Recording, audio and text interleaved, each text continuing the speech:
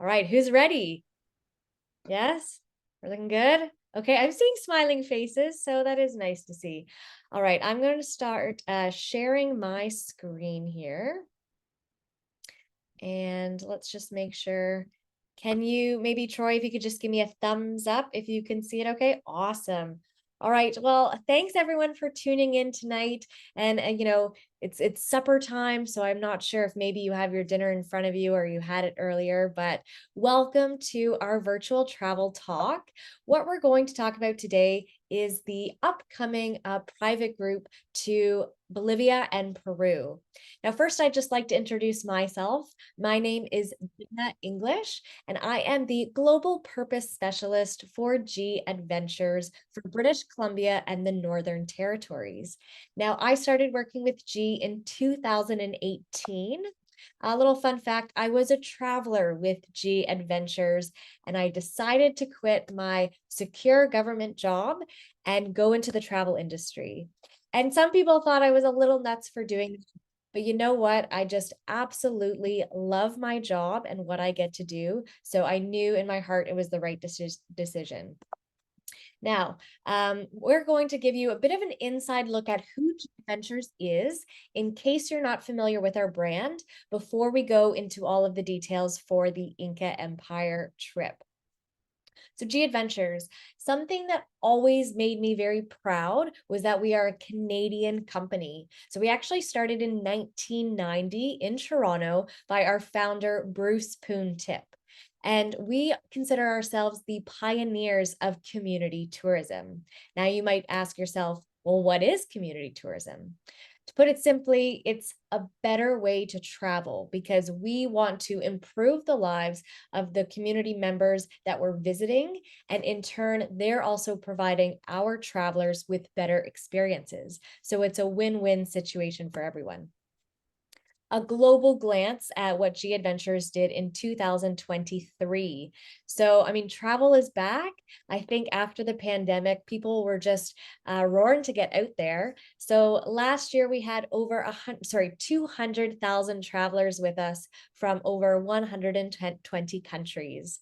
We operate 650 different itineraries or tours in over 100 countries, just to kind of give you an idea of how big we are.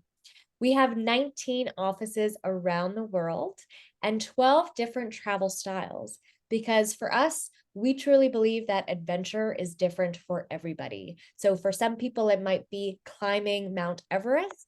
And other people, it might be trying a cooking class in Italy, or maybe exploring, a new culture for the very first time. So it doesn't have to be extreme and demanding for it to be considered an adventure. We also have over 1,000 employees worldwide, spread over 6 continents, and we are the #1 largest adventure tour operator on Earth. Just a bit of a picture of where we are operating in the world. We also do some expeditions to Antarctica. You just can't see it with the font that's there. So we do really cover all 7 continents. Now, a few reasons why you will love traveling with G Adventures. So small groups is our specialty. Now, Troy has already kind of put together a private group, so you'll all be traveling amongst yourselves. But if you were ever do a public departure, we try to keep the groups between 12 to 16 people. That way we can get everyone a little bit closer to the action in the areas that we're visiting. We also have locally based guides. So one of the facts that I really love is that tourism accounts for 8% of global employment. And over 50% of the people who want to travel usually are from a developed country and they choose to go to a developing country. So we find that very interesting. And we look at that saying, okay, how can we kind of redistribute that wealth?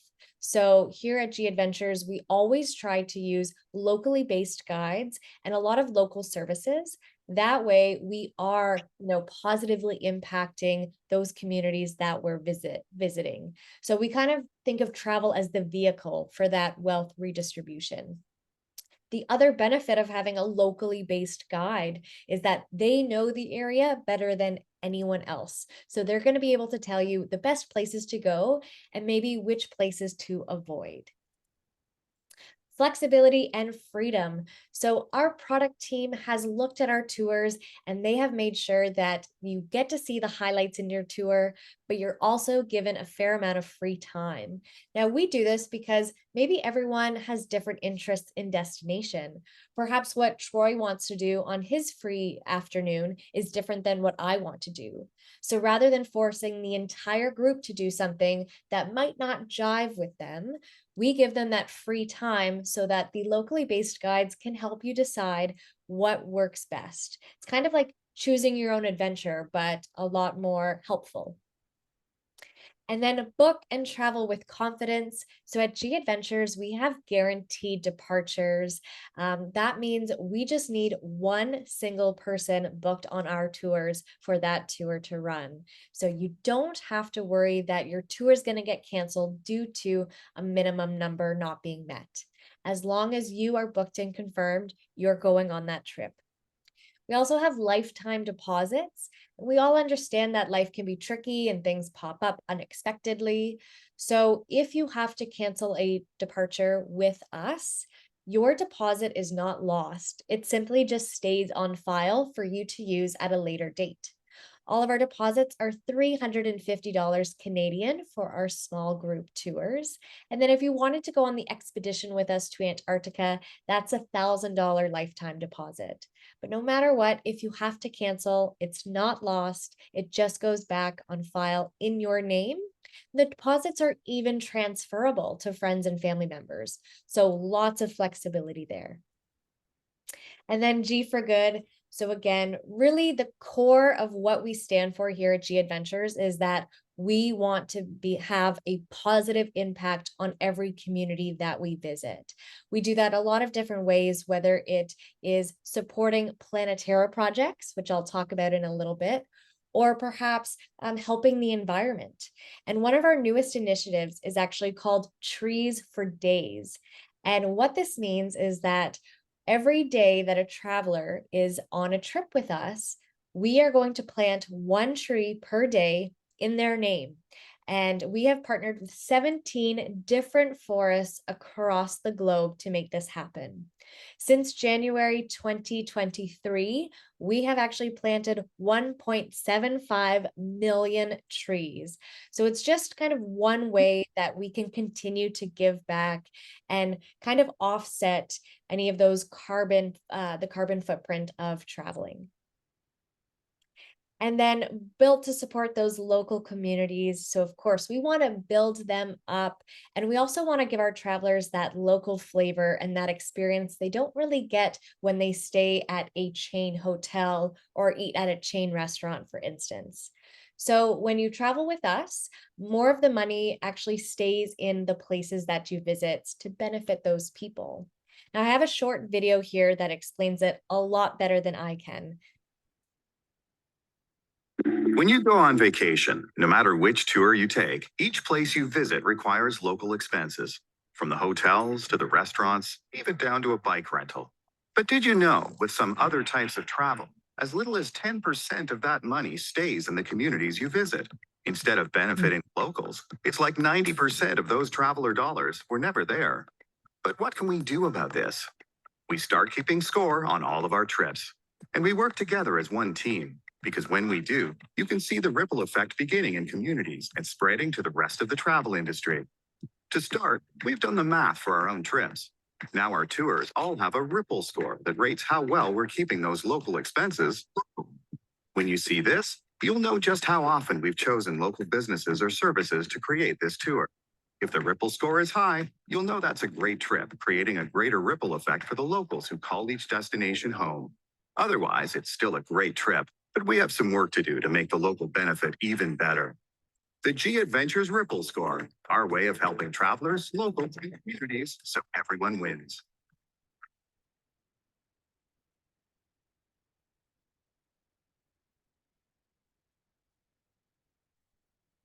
There we go. So, yeah, I hope that explains our Ripple score. We're very proud that across the board, with all of we have 650 tours, the average Ripple score is actually 93 out of 100. So that makes us very proud. And we know that there is always room to improve as well.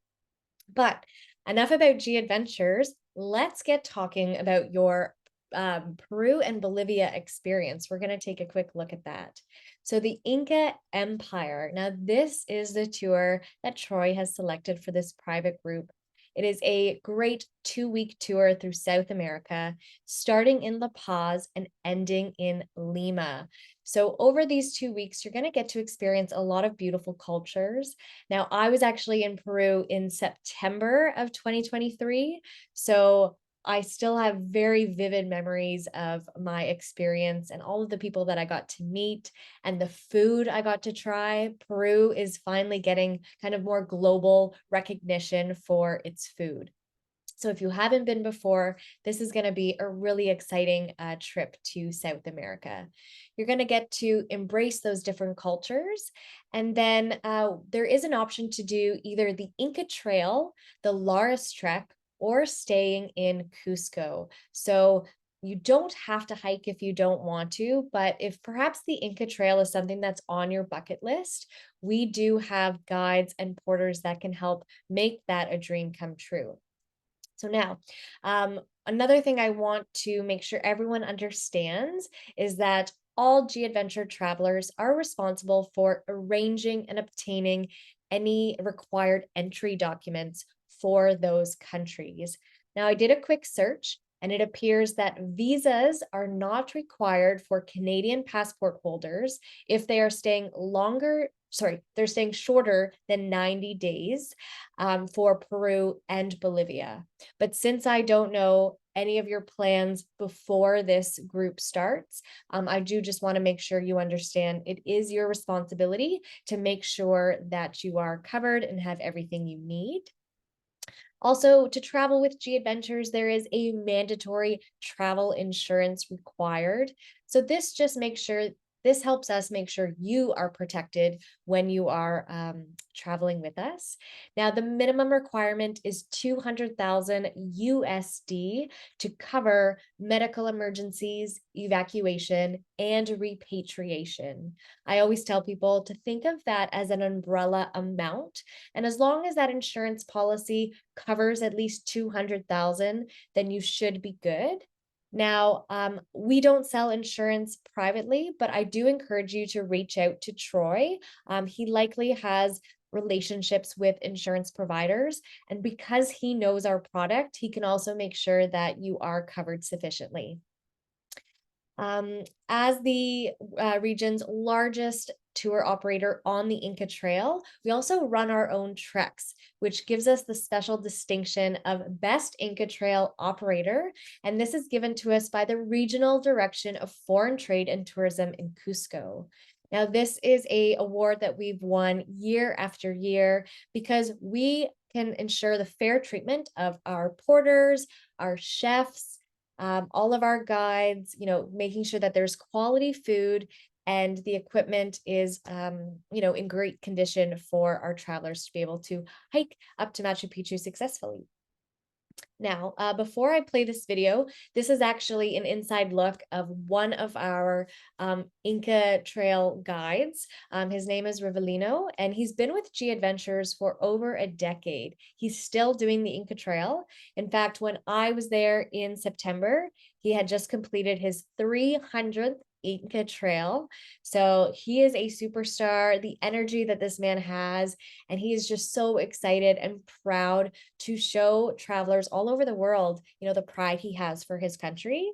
So what I'm going to do is just share this quick 2-minute video to kind of give you an insight and get you excited before we go through the day-to-day itinerary.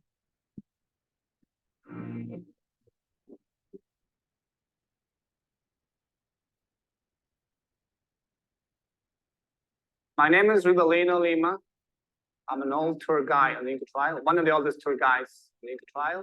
So G Adventures offer to travelers, local experience, local interaction, and safe travel. I try to make them me interacting with the locals. Of course, they don't speak the language, but I'm the translator to help them to talk to them. We're gonna be spending so much time, or our time, with our local people who are porters, who don't, speak Spanish. That's our official language. They speak Quechua. So they have to know how to say thank you, which means so pike in our native language.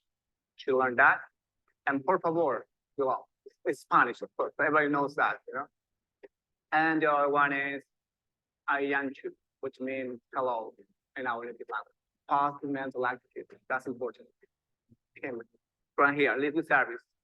Because when you travel, man, you don't want to have stress. You want to be just chillaxing, you know what I mean? Relaxing there, enjoying these kind of things. As a leader, you have to make them feel comfy and good. That's what I do. Machu Picchu, the whole hike to Machu Picchu. I mean, the whole side of Machu Picchu is my favorite place because there we can change people's lives. We can understand how we are so close to the nature going to Machu Picchu.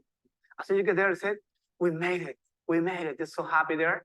Some ladies that have a hard time to try so much. And look, everybody find out that we became a nice family there. We can go together and see Machu Picchu. It's so emotional, man. It's quite beautiful. It's so hard to explain in a few words, but people have different reactions. They are so happy, they are jumping, screaming, or just crying because they are so happy because they made it. They had a hard time.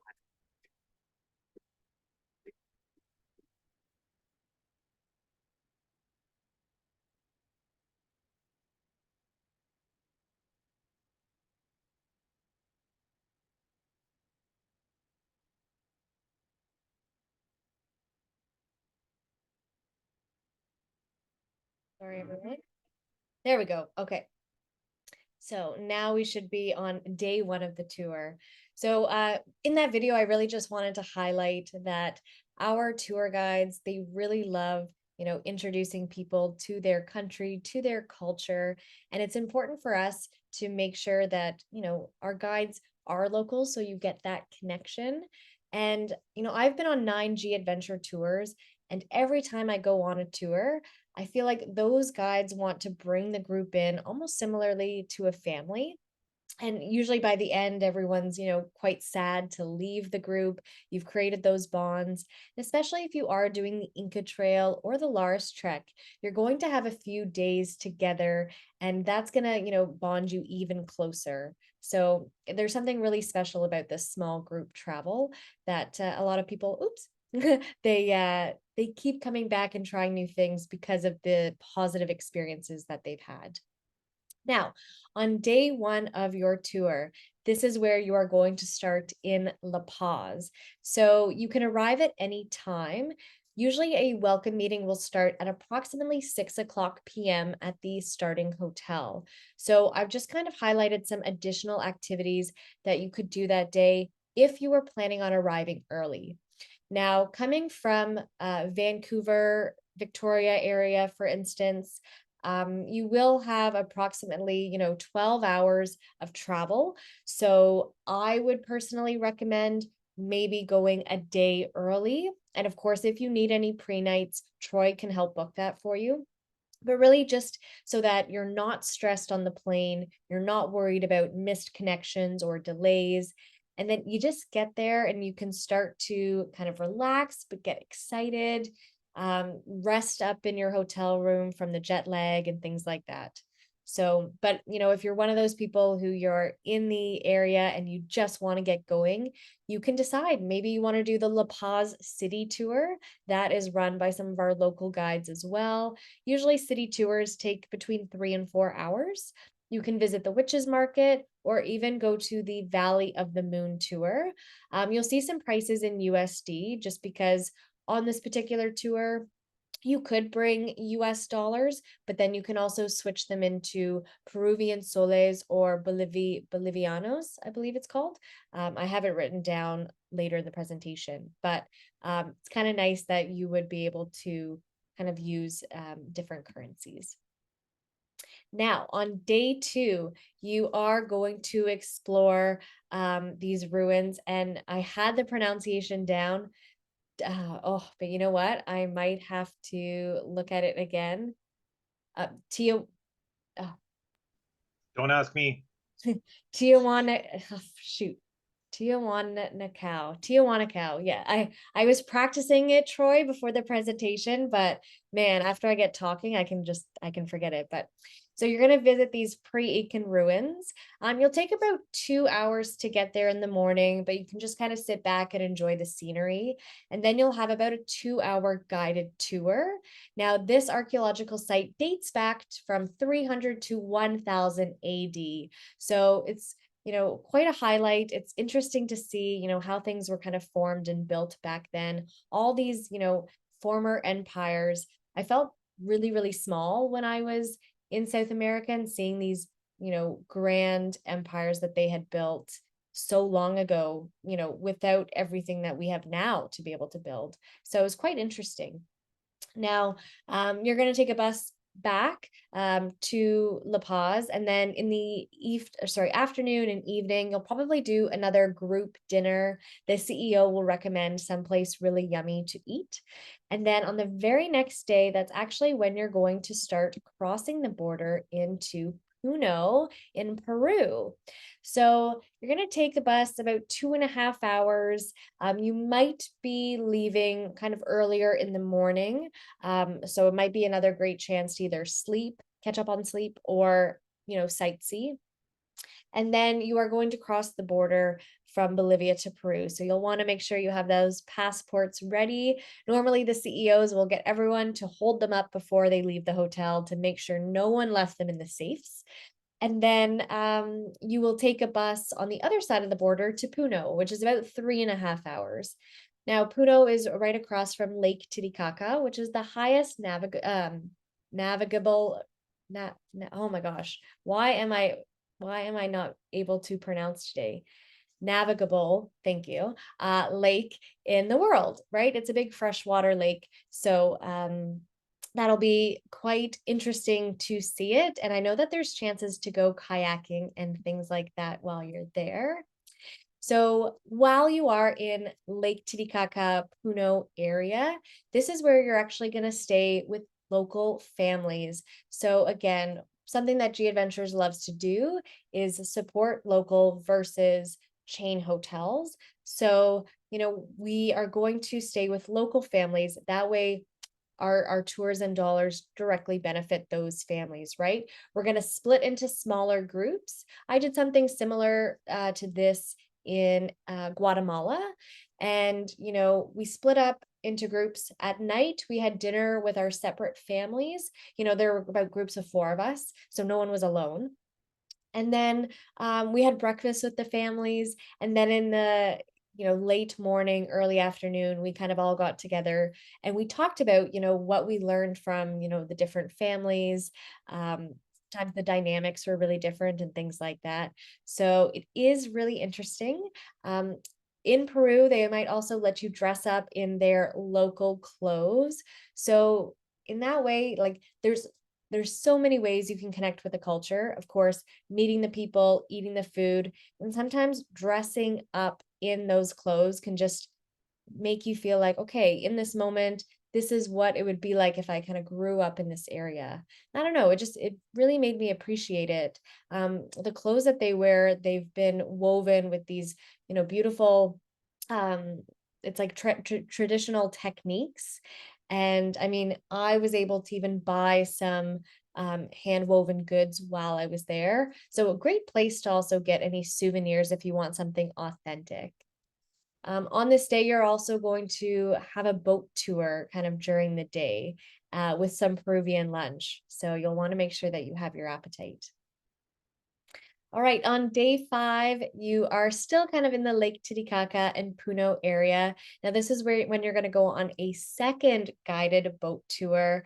So again, you've kind of left your families in the morning and then departing on the boat after lunch. And again, kind of seeing some locals, enjoying the scenery of the area. And you know what? In the afternoon, we're going to give you some free time. So this is where your CEO can suggest if you want something more active, maybe there is a kind of hiking trail nearby that you could explore. Some people might be ready for a rest. Maybe they will show you a great place to kind of sit down in nature if you brought any books or things with you, or maybe you just want to relax at the hotel. It's absolutely fine. Having that free time also kind of alleviates any guilt if you do need to kind of do this tour at a bit of a slower pace.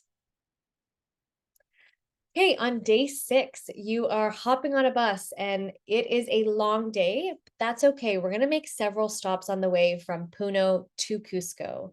So it's approximately 8 hours. No worries. We're going to stop about every hour and a half to 2 hours just for a bathroom break. Might stop at a gas station for some snacks and things like that. If there's any big points of interest, the bus driver will also pull over so that you can, grab those pictures of all the things you don't want to miss. But when you get to Cusco, I encourage you to take it really easy if you're not used to altitude. So Cusco is, I think, the second highest city or second highest capital.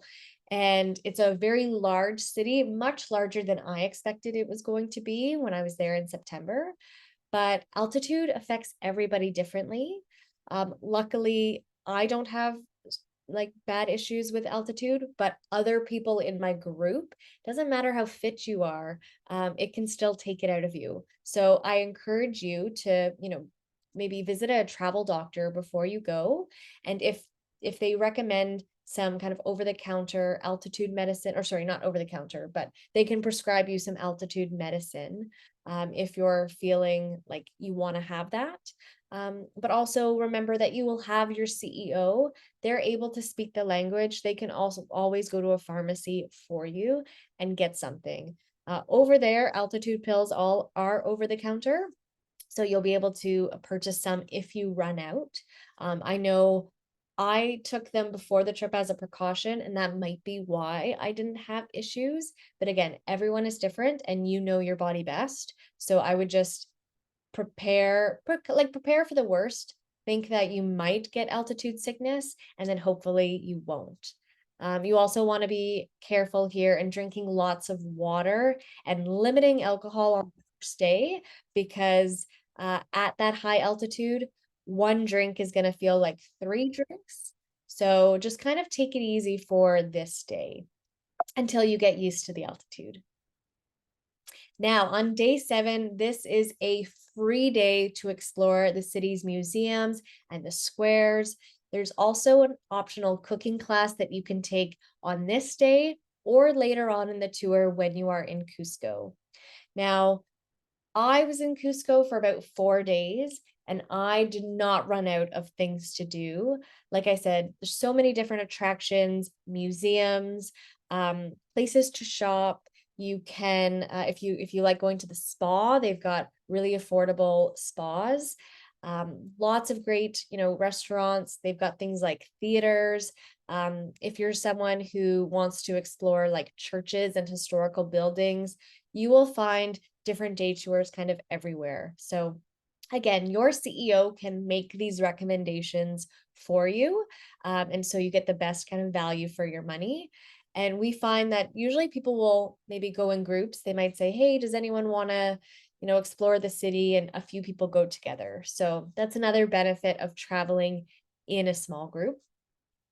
Also, if you are feeling like you want to challenge yourself, you can visit Rainbow Mountain. It's a beautiful, picturesque hike, but it does take all day.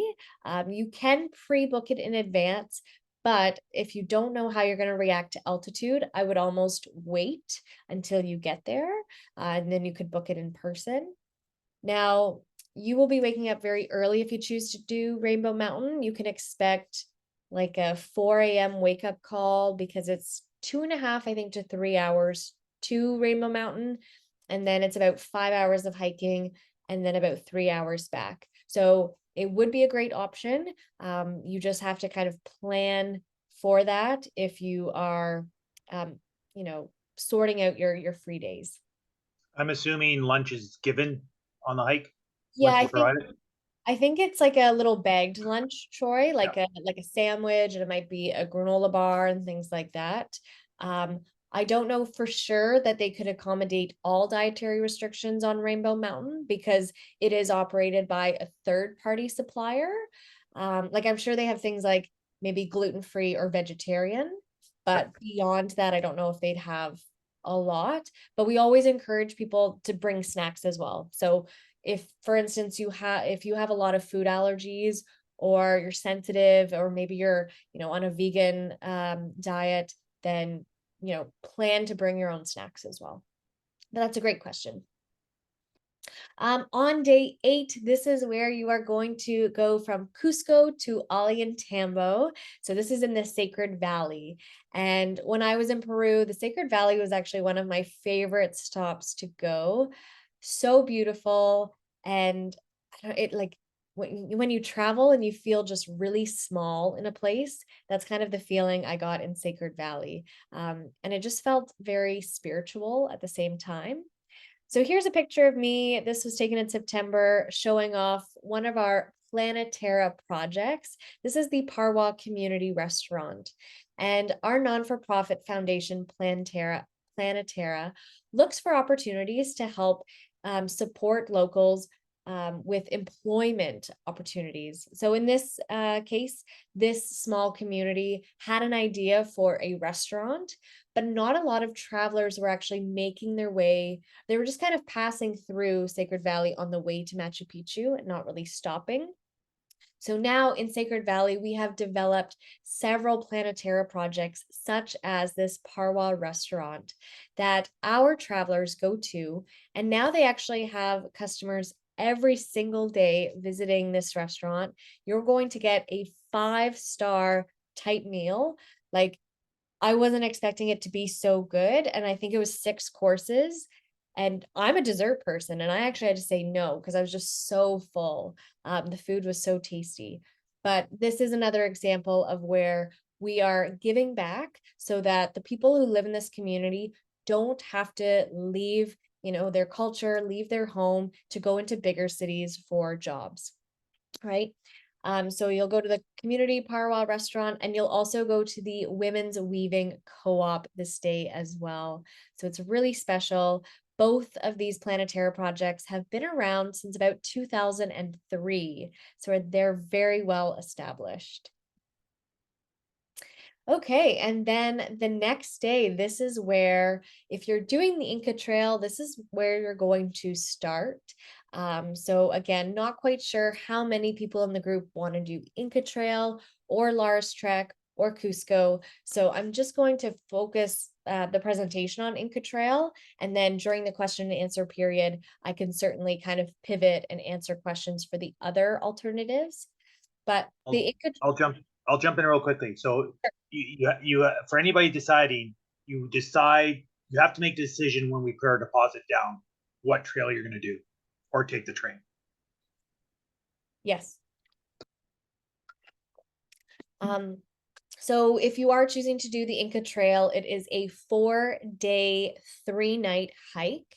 What happens is your main luggage, anything you don't need for the trail, that's going to stay locked up at the hotel in Cusco. So you don't have to worry about that. And you're going to be able to also give approximately 6 kilograms of luggage to a porter so that you don't have to carry quite so much. Now, because these are, this is a full service camping tour, that means that you just have to focus on hiking, and it's our porters who help set up and take down the campsites. Then we have our chefs that we employ. They will cook all of your meals for you. They'll make sure that you're given, a lot of good energy on the tour.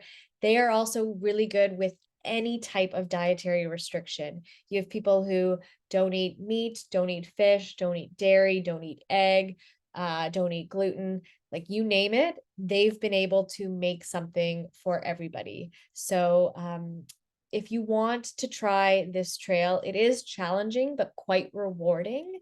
I wasn't able to do it myself. When I was in Peru, I didn't have quite as much time, but my brother has actually done this tour with G Adventures, and he absolutely loved it. One of the other Planetera projects you're going to see on the Inca Trail and the Lars Trek is actually the handmade biodegradable soap products. So we partnered with a woman who wanted to kind of expand her business of these biodegradable soaps. And now G Adventures actually purchases these products for our trails so that we help the environment, and again, helping that woman's local business, but also you feel a little bit better about, how we're cleaning dishes, how you're getting your bowl of soap and water in the morning to wash your face and things like that, when we're not harming the environment, right? And they smell really good too. I was able to buy some of those and bring them home. But yeah, this first day, you're going to walk around 6 hours or 11 kilometers. So best thing to do would be take it slow and at an even pace. You can rent hiking poles in Cusco, so you don't have to worry about bringing them. And like I said, the guides will be with you each step of the way, making sure that no one's left behind. I'll jump. What's the water source then on the trail then? Are they Water source. So they're going to boil water breakfast, lunch, and dinner. So they will boil water, and then once it's cooled, they will also refill your refillable water bottles and things like that. Yeah. So everyone will have clean drinking water. Yeah. On day 10, this is another long day, so approximately 6 to 7 hours of hiking. Now, this is where you're going to climb pretty steep up to Dead Woman's Pass. It's the highest point of the trek. So, if you start early enough, you can reach the camp by afternoon and then relax. Another important thing about doing the Inca Trail with G Adventures is that if we're hiking at high altitude, we're always going to camp a little bit lower that day so your body can adjust. So we're never going to set up camp at the highest altitude. We're going to kind of bring you up slowly and then bring you down a little bit to camp as you continue to ascend. All right. And then you'll see breakfast, lunch, and dinner. All of these meals are included. Of course, if you're someone who needs some snacks or some sugar, I would encourage you to make sure your day pack is filled with snacks when you're in Cusco, because of course you can't buy anything on the trail. And yeah, you will just be spending that energy hiking. And then when you get to camp, you will relax. The chefs will give you some water again to clean your face, your feet, your hands, anything you want, because there aren't any showers on the Inca Trail. But I do recommend you could always bring some like biodegradable wet wipes if you wanted to like kind of like wipe yourself off every day. I know that was the one takeaway my brother said he would do differently since he didn't do that. So always just want to pass along that advice. Then on day 11, if you are doing the Inca Trail, this is your longest day. This is a 9-hour hike. And again, you are going to make, a few different stops. You are going to have those guides. Here in our picture, we have one of our amazing Inca warriors, and he is helping to carry some of that weight for you. So again, things that you would need in your day pack would be like sunscreen, a hat, maybe an extra layer, because at higher altitude, it can get cold, bug repellent, your reusable water bottle, snacks, things like that. So your sleeping bag, mattress, all that you rent in Cusco, a lot of people just give that to the porters since it's kind of bulky, and then they take that up for you and set it up in your campsite. Okay, and then on day 12, you are going to wake up early in the morning. You're probably going to wake up around 3 a.m. because our Inca guides want you to reach that sun gate when the sun rises so that you see Machu Picchu with no one there. It's going to just feel so quiet and beautiful. Some people take the train to Machu Picchu, and of course they do limit kind of how many people can go in every, I think it's half-hour increments. So you'll notice it does get quite crowded. So by waking up early and kind of seeing the sun come up, you're going to see pictures like this and just how peaceful it is. It's a very spiritual place. And your guides, of course, will help get you motivated if you struggle to get up in the morning. But once you reach Machu Picchu, you're going to have approximately a 2-hour guided tour. Now, the way it works in Machu Picchu is you can't have more than 10 people in a group. So if, for instance, this group is 12 or more, what they'll do is just separate you evenly. So it might be 2 groups of 6, or if you have 16 people, it might be 8 and 8.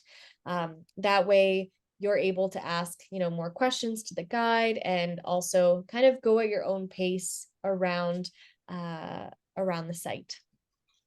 After you've done all that, you're going to take the train back to Ollantaytambo. Anyone who, going to go back to Ollantaytambo, and then from there, you're going to take the bus back to Cusco and meet up with anyone who didn't do the trek, right? So actually, no, on this day, people who didn't do the trek will meet you at Machu Picchu, but you'll all kind of go back together. Okay, on day 13, this is another free day to explore Cusco. So if you didn't do the Lares Trek or the Inca Trail and you want to get some hiking in, maybe you decide to do it this day, do Rainbow Mountain. If your legs are exhausted from doing all of that hiking, perhaps you want to visit some museums or do a bit of a day tour. So lots of options there, lots of great restaurants and bars in Cusco as well. So yeah, there's no shortage of things to see and do. And then on day 14, this is actually when you're going to fly from Cusco to Lima. So this flight is included in the tour. And so you're all going to pretty much travel together and then arrive in Lima. And there you'll be met by another G Adventures CEO that lives in Lima. And they are going to take you kind of on a bit of a tour. You can also pay for the optional city tour or the cooking class, try some different Peruvian food. Maybe you'll make your own pisco sour, which is their traditional drink. But, Lima is a big, bustling city. So there, like if you want to catch a show, you'd be able to do that as well, or see some different parks. I spent a whole day in Lima just trying different coffees and going through different churches and historical sites as well. So it's a very, very nice place. And, when you're with the group, it'll be easy to kind of get around, and you'll have that assistance of the CEO in Lima as well to help. And then on day 15, can you believe it? Like the tour's done. All of that fun, but it is the last day of the tour. So we don't have any planned activities, but there is breakfast included at the ending hotel this day. So if you have an early morning flight to catch, that's fine because you'll already be in Lima. You'll probably just forfeit breakfast. Or if you're staying another few days, Troy can certainly book those post nights for you at the same hotel so that you don't have to keep moving around from hotel to hotel. All right. Now I'm just going to go over a few frequently asked questions before I open up the floor to all of you. So first one I always get is, well, how much money should I bring? So we recommend approximately $315 to $410 US to cover meals that aren't included. So now this doesn't account for if you want any alcohol and things like that, that will be extra. But I found the prices really, fairly priced in Peru, certainly cheaper than what I'm used to paying for food and drink in Canada. And then, is drinking water provided? So it is safest to drink bottled water. You certainly don't want to drink any tap water in Peru or Bolivia, but our hotels will feature, water stations. So they would have those big 18-liter jugs that you can refill. Again, you're always going to want to keep a reusable water bottle with you. But if you're someone who, just wants the convenience of kind of buying it to have with your reusable bottle, like that's fine too. And then if you're doing any kind of long excursions, might be a good idea to buy an extra bottle of water. In Peru, I saw, 1 liter and 2 liter bottles of water, and they were really affordable. They were about the equivalent of 50 cents Canadian for a big bottle of water. You can always share it if you're traveling in this group with any friends or family members. And then can I pre-book some of the extras? So yes, you can contact Troy, and if you want to do the cooking class, you absolutely can. So the $59 Canadian covers the cost of all the materials, the teacher, and then you get to eat all of the delicious food that you make. You can do kayaking in Lake Titicaca for about $76 Canadian per person.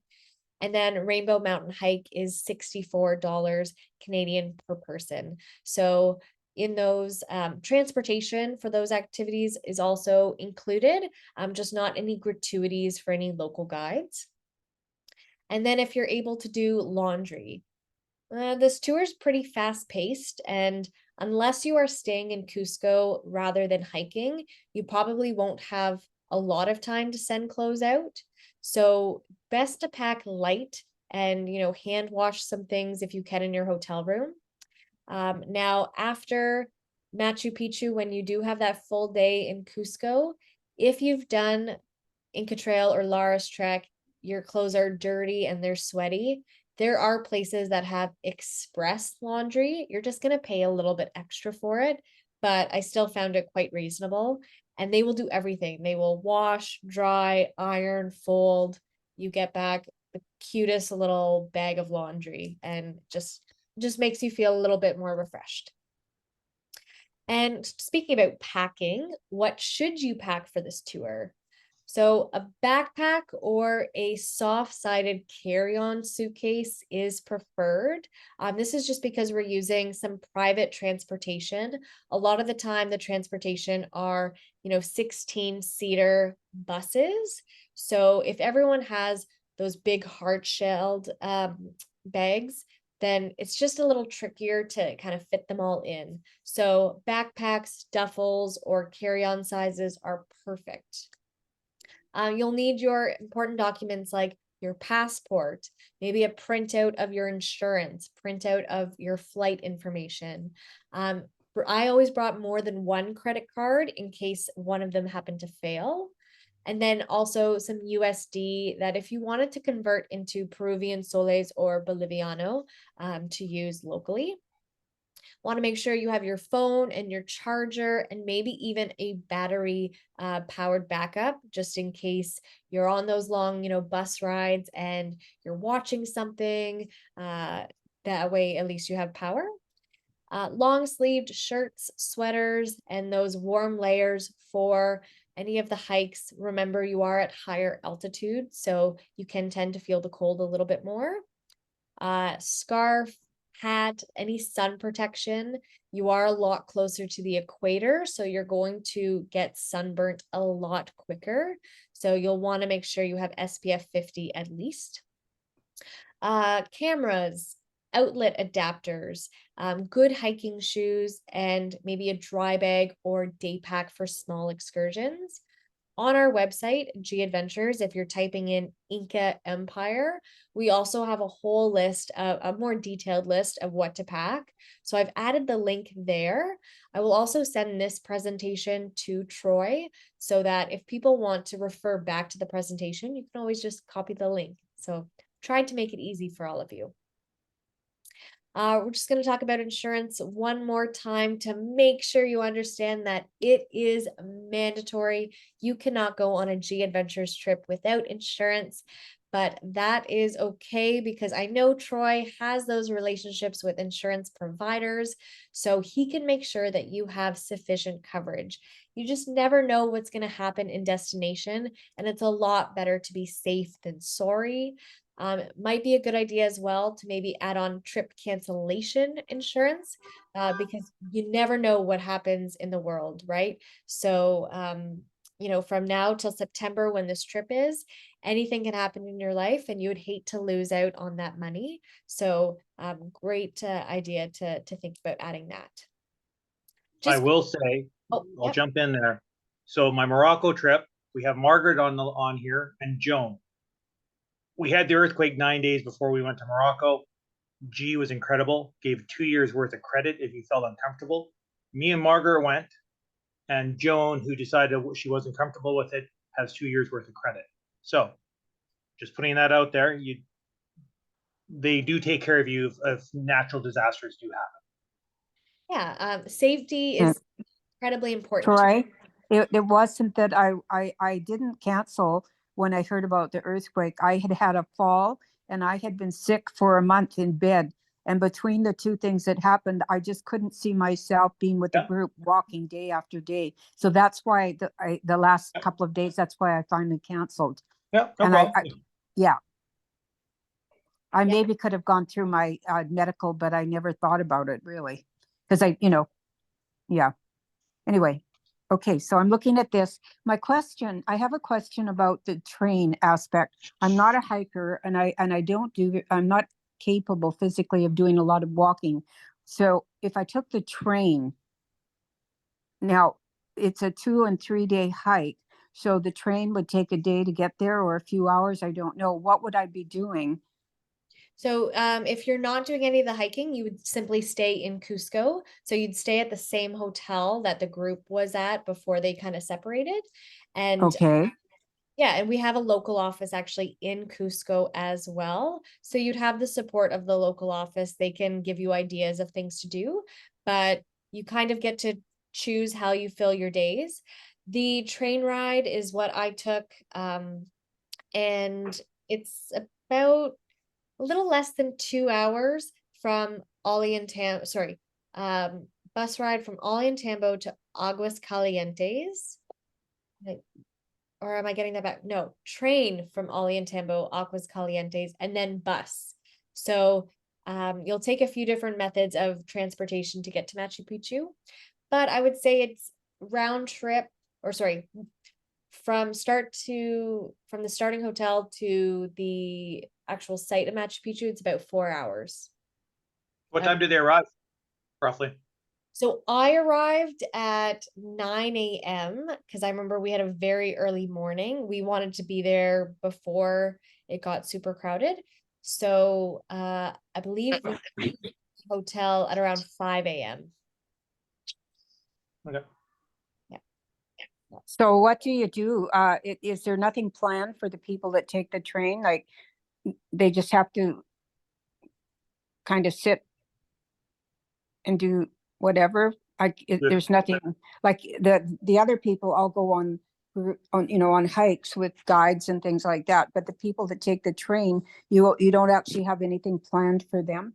No tour, tour guides or anything. Right, we just leave it as free time. So before everyone departs, if you want to do things like the cooking classes or set up some of those day tours and things like that, they can certainly assist getting those organized so you have things to fill your day. I think the majority of the people will be taking the train. Okay, so then So you don't, if that's the case and the majority are taking the train, isn't it possible that you could put something together for all of those people? Because I would love to do the hiking and get to the top, but there is just no way possible unless you could have like a horse or a mule or something that I could be riding. no animals That allowed would- on the Inca Trail. Okay. Yeah, and that's like set up by but like the foreign trade Tourism and board. travel and tourism. So Yeah. like that's right. one of the adventures thing. Like no travel companies allow animals on the Inca Trail. Okay. So yeah, if a majority of people are staying in Cusco, then the CEO can, again, you'll have a few days together before anyone, if they were to hike, kind of separates. So you can say, okay, this is maybe what we'll do on this day, what we'll do this day. Like time will go by fast. I swear you won't be bored. You will have things that you can do, but we kind of advertise it as free time, because maybe a couple people want to go with Troy to, I don't know, the Irish pub or something. If I were going, maybe some people want to go to the spa with me. So like, you know, totally There different. will be a WhatsApp group for the trip when we're there, so everybody will be able to talk and figure it out. Just people have different interests. Okay, there'll be 2 of us if we go. Yeah. Perfect. Yeah. Je- these are Jenna, good- Yes.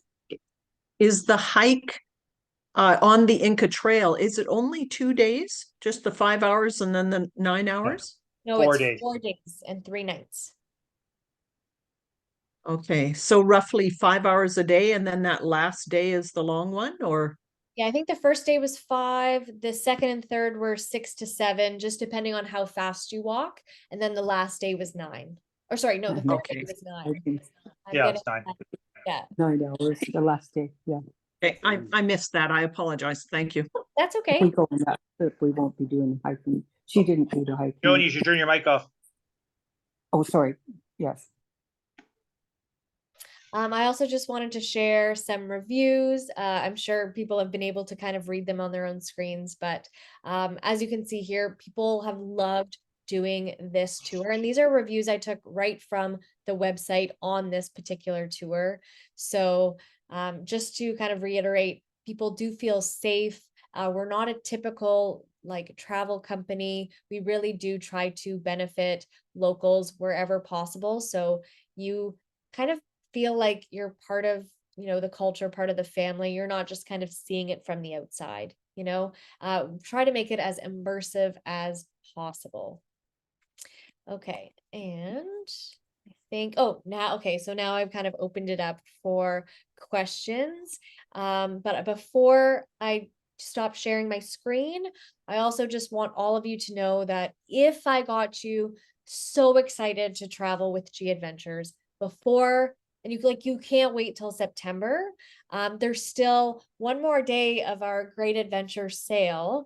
Just so happens that this travel talk is the end of the month, and you know the sale does end tomorrow evening. However, we have great tours up to 25% off.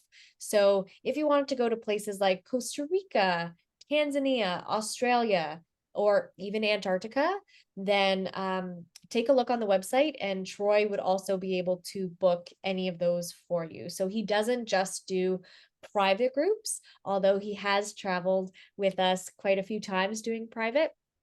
He can book any of our G Adventures tours. So if there's something you want to do beforehand, or maybe you want to go to another South American country before joining the Inca Empire, he can take a look at the availability and add you to that as well.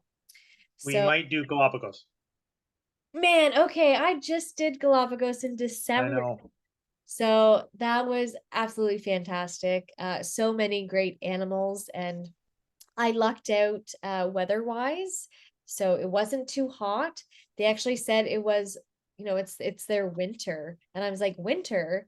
It's still 32 degrees Celsius. And I'm like, oh my God, I don't know if I'd want to be here in the summer season. But yeah, by the end of it, Troy, I was like, oh, okay, another sea turtle. And I was like, at the beginning, I was going crazy for the sea turtles, you know? And then seeing all the like blue-footed boobies and the iguanas and the giant tortoises. Actually, in my slide earlier in the presentation, I had a big tortoise shell that I was carrying up, and that was like a 200-year-old shell from the Charles Darwin Center. So just, it's a fantastic place to go, and you could go multiple times for sure. And I'm pretty sure we even have it on sale in case anyone's interested. I do have questions. Sure, yeah, I'm gonna stop sharing, and then I can kind of see all of your faces. Yep. And we can answer some questions. I'm going to request a cooler for the van again. Okay. You can talk to Keegan about that. Yep. The questions I have for the hike is there, how do you charge your phone and all that? Do they have solar batteries there we can plug into? That's a great question. I always tell people to bring their own kind of battery backups. things that people will use the most will be their phones for their camera, or maybe Yeah. headphones, any type of music, things like that. So it might be best to get your own, but let me just actually double check. I have some information here about our Inca Trail, but that's not a question I've had before about Because I know in your safari camp for the Tanzania one, you do have chargers there. So I Okay. wasn't sure if they had solar powered at the camps. Yeah, the campsites are pretty rustic, so Yeah, I know. I That's always why I'm curious. You can look into it and let me know. yeah, Um, absolutely. the other hiking question I have is, we don't need to bring water bladders then, do we? There will No, be enough water. Okay. not like no, bring a water bottle, Yes. for sure. But again, and hydration tablets might be good as well, because at that higher altitude, you're gonna want to make sure that you avoid dehydration. Okay. And you're going to be exerting a lot of energy, you might be sweating. So bringing that, like I brought a 750 milliliter bottle on my trip to Peru. Mind you, I didn't do the hike, but every time we sat and had breakfast, lunch, or dinner, they passed around big jugs of water, that everyone could refill it. Yeah. So it's been boiled, it's been filtered. um and they also make a lot of cacao tea with the cocoa leaves, and that is supposed to help with altitude sickness as well. So if you're someone who doesn't like to take any pharmaceuticals, you can actually just grab a bag of cacao Coke. leaves, yeah, and just chew them, and they Yeah. actually help so much with any sickness. Or if you want just like a medicine, or like a chamomile tea or peppermint, those also help. And you're going to get served those at the Parwa Community Restaurant and the Women's Weaving Co-op and things like that too. My last hiking one is between the two hikes. The last day, do they arrive at Machu Picchu together then? Are they at the same camp the last day? No, that's a great question.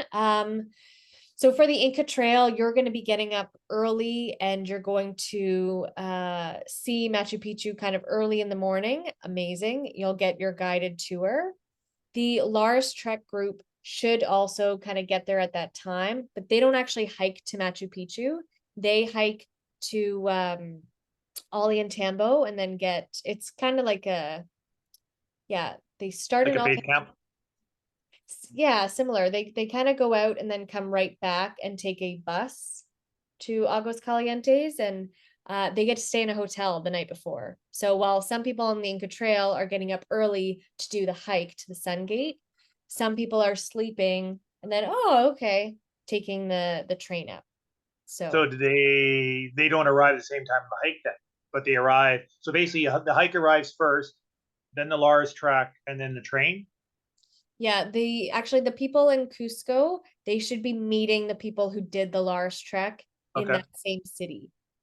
Okay. That you should all meet approximately at Machu Picchu at the same time. Just some people are going to have their gear and everything. Yeah. Other people are going to be fresh as daisies. So it What really, time does the gate open at Machu Picchu then? Are we usually the first ones there? that's a great question. What time it opens? Let me just see. Because I know in Jordan, we all voted to get there when the gates opened to beat the rush and the heat. Okay. Visiting hours are from 6 a.m. to 5:30 p.m. Okay. So, but it also depends on the trains. Like, this might be 6 a.m. for people who are hiking in, like, it depends on the train schedules and the bus schedules. But, yeah. If there's any more questions, speak up. I will say, me and Jenna were at a Peru tourism event, I don't know, probably about 8 months ago, and we Yeah. learned food. Like, Peru has what, 3 of the top 50 restaurants in the world? Yes, and it actually Like, won the #1 spot last year. yeah. It's in Lima. Mhm. So the food's gonna be amazing. Oh my gosh, is it ever? Oh, it's so tasty. Like ceviche is probably one of my favorite things there. I don't know if anyone on this call has tried that, raw fish and they put the lemon and lime, like citric acid on it and just mouth watering. And That's- then Deborah's drooling. I think she's had it. oh, yes, yeah. And again, Troy, you got to try a pisco sour for me. They are The guinea pig. I gotta delicious. do the guinea pig. Guinea pig, yes. I did try a little bit of guinea pig, very fatty. So I just had a little bit of it and then I was like, okay, I can say I've done it now. But Yeah, if anybody has questions, you can turn your mic on. Oh, I think Sherry has put her hand up. yeah. Yeah. I'm curious if I do go on the hike, or any of us go on the hike on the Inca Trail and something happens, what is the protocol for evacuating or slowing down, or what's that I'll like? drink your beer. If you have beer, I'll drink it. After that, I don't know. So there would be, porters and guides available to basically take you back down to the next spot where you could get medical attention. So you would basically be evacuated from the trail, but it wouldn't necessarily mean you're out of the tour. Like depending on the severity of Yes. what happens, you might be in the hospital.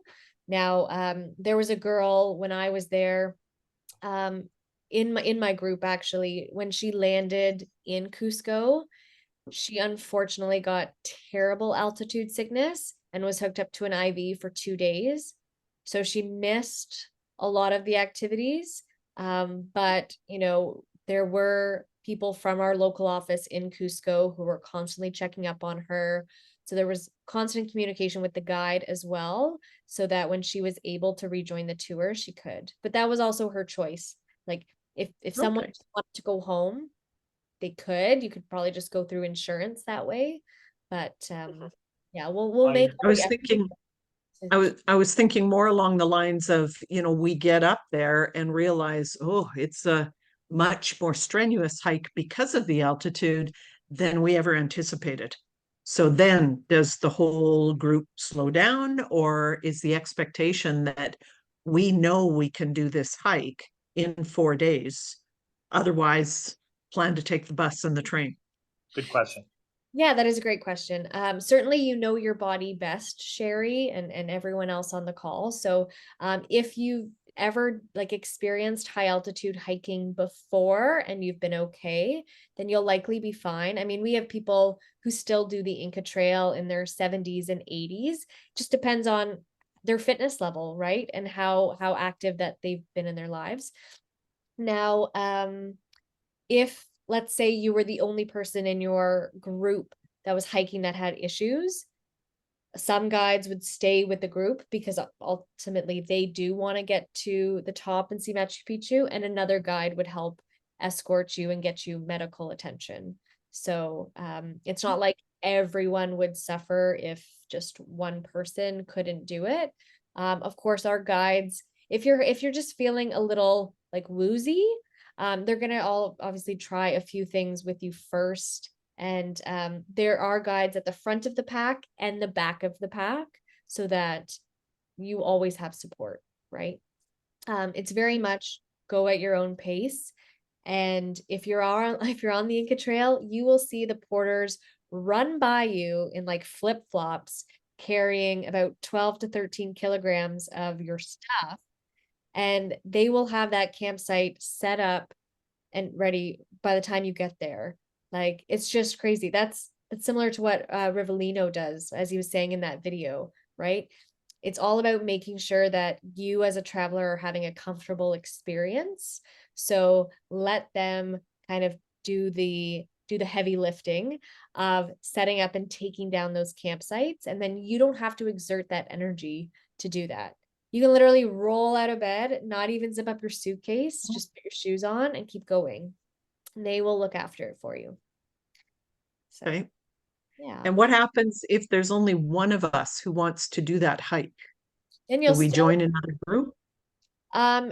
you might join another G Adventures group, but you wouldn't join like G Adventures. We hire all of our own guides, porters, chefs, etc. So we would never put you with another tour group. We just take you. Similarly to our guaranteed departures, if you were the only person who booked this Inca Empire trip and no one else booked the date, we would still take you. They're great that way. That's why I use them. Like they guarantee it. Okay, thank you. Yeah, you're welcome. That was a great question. Oh, we got another question from Carol. Two actually. Oh my God. Yeah, two actually. When were you thinking of going to the Galapagos, on this trip or some other tour? And then if I took the train up to Machu Picchu in the days that I were in Cusco, would it be possible to go take off for a day and go see the Nazca lines? Galapagos. I'm not sure how I would do it. I don't know if I do it before the trip or after the trip. But it would I'm not flying all the way down there just for 2 weeks. Okay. I'm going to add time. I'm going to add time on. I just It would haven't be this figured out. trip. Yeah. Okay. It also could depend on my money situation to see how much it adds on between the two. But I'll extend time. Right. So another one I might consider adding on is something into the Amazon. Right. So basically how I've been doing this is once people have paid their deposit, I have a private Facebook group for us. And there we sort of wing out ideas and we answer questions, like the people that are totally committed, and we work it out from there. Got it. And then the second question. Your second question, Carol, about the Nazca lines. I was just checking because I know that we used to be able to sell them, but just based on kind of what I'm seeing from even just a quick Google with TripAdvisor, you would have to. Oh my gosh, You're still there. Okay, sorry, my computer just like went dark for a second, and I was like, oh no, I think I hit the screensaver. It looks like the flight and everything would take, like, it'd be over a day, so it might be another company where you stay in a hotel. Let me double check and I'll get back to Troy with an answer, but I wonder if that means you'd have to sign off of the G Adventures tour and then sign back in when you return. How would they know you just, how would they, this is just me being difficult. How would they know you actually left? Because they're not really looking after you for those 3 days. Well, I mean, you're still gonna have like the local office is around the corner from the hotel you stay at. So it's more of a yeah, they might just, ask, hey, I haven't seen, Carol in a few days. Is she okay? But like she's not sick in her room, is she? But we also the other thing I'll say is once we're on the trip, I will have a WhatsApp group for everybody as well. Yeah. And the CEO of the tour will normally join that as well. Yes, I add them. Yeah. Now, the CEO that you have for a majority of the trip in Cusco, they're not going to be joining you in Lima, because it is like a decent makes sense. travel. So we're not going to make them go there and then come back. So someone will pick you up at the airport. It'll be another G Adventures CEO who kind of takes you those last 2 days. So yeah, in Cusco, you have to actually be from Cusco to be able to guide in Cusco. There's a lot of regulations there. And in Peru, you actually need to do like a 4-year degree in travel and tourism to be a guide. So it's like very serious business there. So that just ensures that these people, they're very knowledgeable. They can, speak English and Spanish and Quechua. So they're able to communicate with all of the different, locals in their preferred language.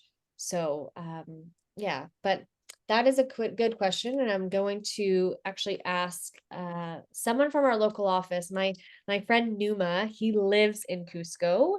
So I will ask him what people would do in that case, because yeah, I mean, I'm assuming I would just take off because I'd have to give up the hotel for at least a night or two in Cusco, and then I think it'd be a separate cost unless G can pull it off. I think it'd be a separate cost. Yeah. some back end stuff we have to figure out. Yeah. Yeah. No, I would have fully expect that to be the Yeah. case. I just wondered if that would be a possibility. If they can't do it, another one I thought of. Oh yeah, there. I'll see what Jenna says, and then I have a solution in my head if they allow it. Okay, well, I mean, I've researched the companies, you know, the tour, the companies that take people, so, I mean. Yes, yeah. The other question I get asked, been asked is flights. Since I've had the tour scheduled, I've been checking in regularly. The flights have been anywhere from $1,000 to $1,400 to Peru. So if you're planning into budget, think 1,200, give or take 100. Are they nonstop, the No, flights? no. No, you'll likely have a stop in the States, whether it's Atlanta or Denver or Houston, Dallas. I'll do Mexico. Oh yeah, I wish. I think the most affordable ticket for me at the time was through Houston. Not a big fan of going through Houston, but yeah, that's what I had to. So yeah, so that's roughly what the flights are. So I've been asked that question. What else is there? Margaret, there will be shopping, just so you know. So much shopping. So much shopping. I got like shoes, sweaters, hats. If you forget anything, oh gosh, you can get anything you want in Cusco. Yeah. No names mentioned, but somebody came back with an extra suitcase from Morocco. So there was a lot of shopping. Sorry, it's Lorraine here. Can you hear me? Yep. Just wondering on the actual Inca Trail, it's a marked trail. Like I mean, there might be steep elevations, but you're basically walking. It's not like you're scrambling up a mountain, or is it? Like, I just want to understand how difficult it is. I understand that. I don't think it's scrambling. I think it's just steep. Yeah, Just so it's the altitude that makes it a 4 to 5 for us. It is a marked trail. There's a lot of stones and things like that. Mind you, you're not going to get lost because there are so many people who want to do the trail that they limit it to 500 permits per day, with the exception of February. It's the only month where they shut it down for maintenance. So the rest of the year, they have people traveling on it every single day. So you're not going to just see the G Adventures groups, but you're going to see other travel companies also doing it. So you might pass other companies. You'll encounter lots of different travelers on the Inca Trail. If you chose to do the Laurus Trek instead, which is 3 days of hiking, 2 nights of camping, that is when you're going through local villages. So you likely won't encounter any other groups. It's quite private. So you'll again have those guides to help you set up and take down your tents and stuff. But do we do you share campsites with the other companies then, or does everyone have their own little areas that they? Yeah, G Adventures kind of stakes out their own areas. You'll see all of our tents and the little like toilet tents too, where the little compostable toilets are. Everything has like a big G logo. So you'll see all of the G stuff, but yeah, you'll pass through other people's campsites.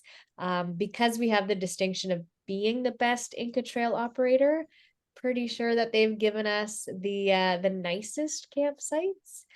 We also sell more Inca Trail permits than any other operator.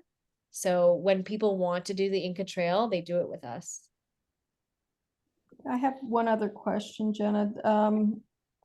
It's Lorraine again here. Sherry and we're both retired, but the employer that we were with, they have travel insurance for us for the world. Okay. But it's not quantified. Like it is a really good package. I don't want to discuss it here, but it's something that we would have to discuss offline, I would think. Yeah, so what I would encourage you to do, if you have a contact for that company, even if it's like a customer service kind of contact, say, listen, I want to do a trip with G Adventures. this is what they require. Can you ensure me that like all of this will be covered, right? You want to make sure you're covered for the medical emergencies, evacuation, and repatriation. And in case anyone on this call is thinking, what's repatriation? It's morbid, but it's if Get your ass home. if you pass away in destination, then it covers getting your body back to Canada. So just have Yeah, to it does cover all of those things, so, okay. I'm assuming you would need some documents to sign off on. you at least need the policy number to put into your traveler profile. Because let's say, Lorraine, something happened to you on your trip and you were unconscious, you couldn't respond. All of our travelers fill out a form called Good to Go before they travel. And so like in an instant that CEO, that tour guide can look up, okay, Lorraine, this is her policy, like her insurance provider, her number, and the phone number. And then they can get on the phone and start calling and kind of making a case for you. So that's why we require all of this ahead of time, just to be safe. Yeah, and we've got that. That's Yeah. Basically, we can sort that offline. When we get that's there, what I'm we get. saying. Yeah. It's okay, my friend. I'll just dig a deep hole for you. Perfect. Do we have any other questions? I'm not helping dig any holes. I can tell you that right now. So, anybody? I don't see any hands. I don't see nothing. Was there anything in the chat, Troy? No, nope. Pretty much I got everything. And Joan asked the one question I couldn't answer. Okay. What else will I say? So after this, Jenna's going to send me the recording within 24 to 48 hours. I'll send it off to anybody. I do have to start getting deposits in here pretty quickly. We got to get to 8. I need 8 minimum. Tanzania is January 4th to 15th, 2025. And that Zoom call is in 3 weeks on the 20th. We'll be redoing this. The sales one more day, 25% off. It's actually a really good deal. Might sell in Iceland tomorrow for that one, actually. Ooh, okay.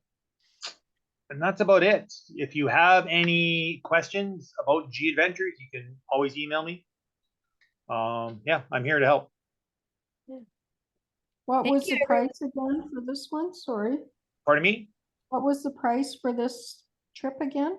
So I have it at $32.49, but I noticed G has lowered the cost, and so I can request it to be lowered.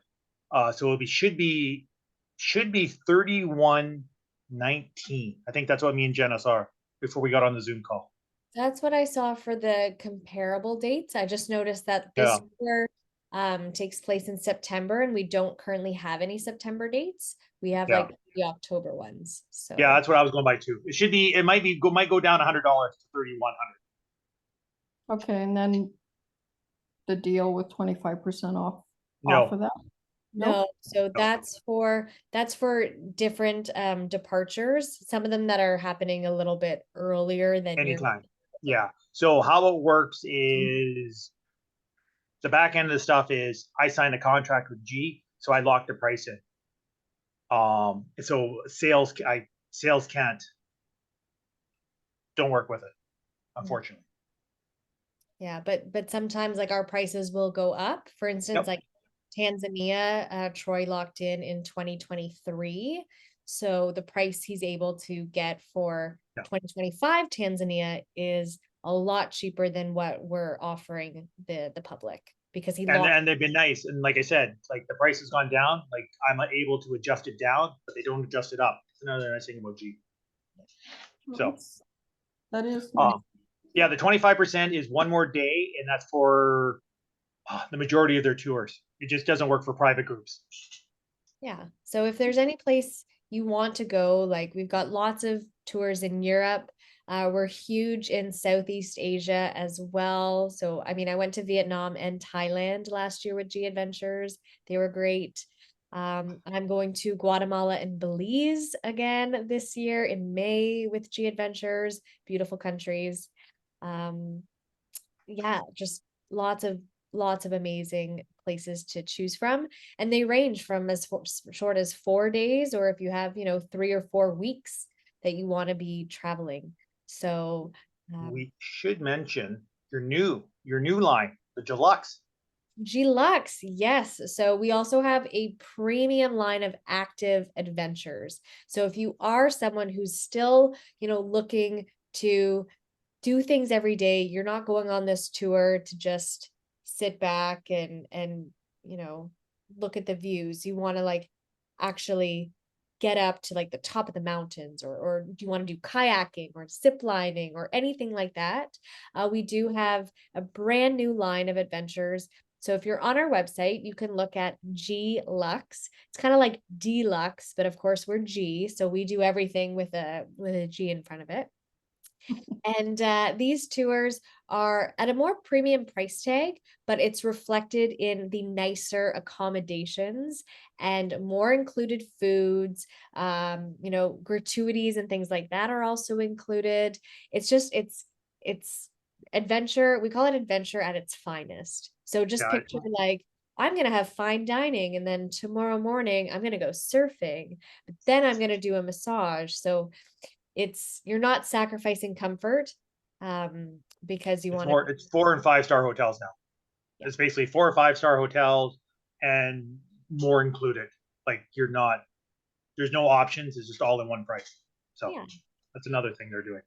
Yeah, and then we also have a partnership with Dr. Jane Goodall. So we have 20 different trips that she kind of stands behind based on our amazing animal welfare policy. So we never use animals as like as a tourism attraction. If going on safari or something, we're the ones that are kind of in the vehicle, seeing them in their natural habitat. We're not visiting any sanctuaries that claim to be raising all of these animals. So there's that partnership. And then we also have a partnership with National Geographic, and we've been partnered with them since 2015. And those tours are upscale, similarly to our G-Lux product, but less active and more focused on education and culture. So a few different types there, that are different than this one. But Troy's picked a really popular tour. Inca Empire is one of our top selling tours because it does give you a really thorough glance at kind of, Peru especially. You're spending a bit of time in Bolivia, but it's for people who also, want to see Bolivia and get that other passport stamp and things like that. So Yep. And the G is very serious about the animal thing. I wanted to see goats on trees in Morocco. And yeah, Abdul just would not let me do it. He just would not. yeah. So, but that's it. So we're going to be back in 3 weeks if you want to learn about Tanzania. Yeah. Thank you all for taking time this evening to join us and your attention. I see that, all of you have stayed on this entire Yeah, no, time. it's pretty impressive. Right? And I'm so happy to kind of, meet all of you, and I look forward to seeing you again in a few weeks. And if those questions come up, remember, just email Troy. I am Troy's main G Adventures point of contact. Happy to contact my friends all over the world and get them those answers. So Carol, I'm going to ask about the Nazca lines for you. And Troy, I'm going to ask about any batteries or any kind of charging abilities at the for you. All right, everybody. Thank you very much. 23 of you signed up today. That was amazing. That was great. Thank you. Thank you Bye-bye. both. Thanks, everyone. Thank